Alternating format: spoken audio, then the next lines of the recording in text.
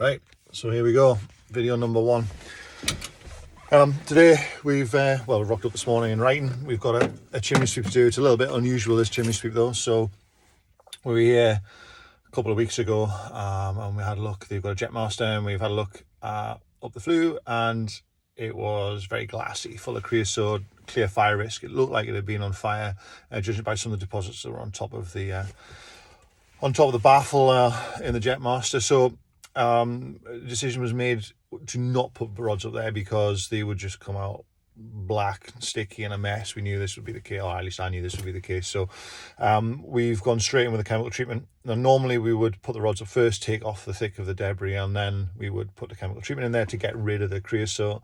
But on this occasion it wasn't worth the mess it was going to generate. So we put the chemical treatment up first to try and dry up some of the creosote that's in there. We're back today to take the thick off and see what's what, see if the chemical treatment's had any effect. Obviously without knocking the thick off first, it won't really have penetrated into the glazed creosote that we believe is on the flue there at a minute. So like I say, today we're going to take off the thick and we are going to assess it and see what the next steps are, see if it needs another chemical treatment, see what we can get away with. So I'll shoot some videos again in a minute when we have a look at the kit and the stuff we're getting out, etc. So yeah, see how we get on. Right, so now we're inside, sat in front of the Jetmaster. So I'm going to point the camera up the chimney so you can have a little look at what we're trying to remove. Remember, chemical treatment's already been done, so you can't really see the glaze, but you'll just see how much material is up there. I'll use a torch, and you should. So that is the flue. Alright.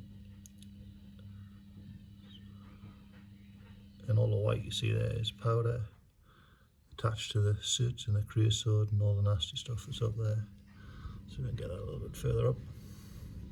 I do have a camera, but it doesn't attach to my phone, so right now it's not much use to me. So anyway, you can kind of get the idea of what's going on there. We'll stick some brushes up and see what happens.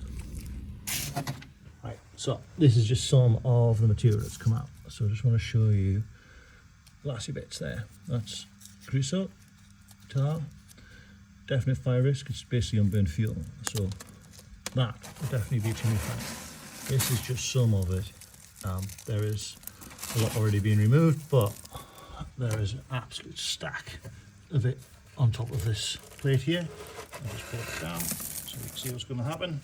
A lot of it's trapped up there, a lot of it's gone, but we've got some of these bits which I'll show you later, big soft lumps, so giving us an indication that there's definitely been some sort of fire up there. Yeah, we'll keep going and see what else we find. Right, so these are some of the bigger bits that we got out of there, so I'll show you them, what they look like. So this, to me, been on fire. This is what's left over afterwards. Let's see what it turns into. There's nothing thicker. You can see the rainbow in there, the oils and the tar and nice stuff. Again, big fire hazard, but again, probably definitely don't want this up out the chimney. But the stuff that really concerns us is this. So you can see the shiny, goopy tar. This one's pretty dry, it's had the chemical in it now, so it's not so sticky. I mentioned earlier I didn't want to put the brushes up because if we put it up initially without the chemical in there, this would have been just, well, would have wrecked the brushes, so it would just come out really sticky. So putting the chemical up there has dried it all out, and this is what we're left over. Alright, there's a lot of it. Most of this though, because the brushes have been up there, we've had like a nylon whip up there. I'll show you the brushes later on another video maybe. This has all been turned to powder, so put the vacuum. See, it just turns to nothing, to dust. All of it. To me, this is pretty interesting. There you go, loads of it.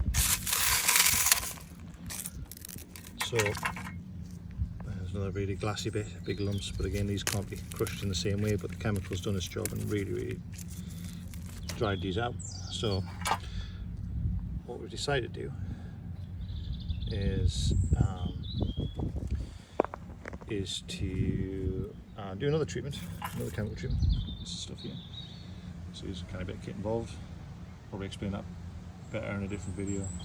But have another maybe 10 fires or so in there, get it fully dried out, get back up with the brushes, and hopefully it'll all be gone next time round.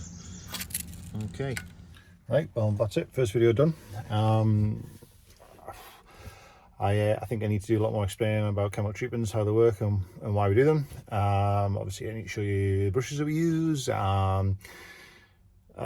yeah, techniques, you know, there's all sorts out there to show you, I guess, but this was my first attempt at it. So anyway, I hope you've enjoyed the video, hope you found it informative. I guess if you've got any questions, feel free to email us. I literally have no idea how you're going to do that other than emailing us through our company website, I guess, at the minute. But yeah, hopefully someone will teach me how to put tags on and answer questions on YouTube, etc. as time goes on. Yeah, so that's it for now. I'll speak to you soon. Bye bye.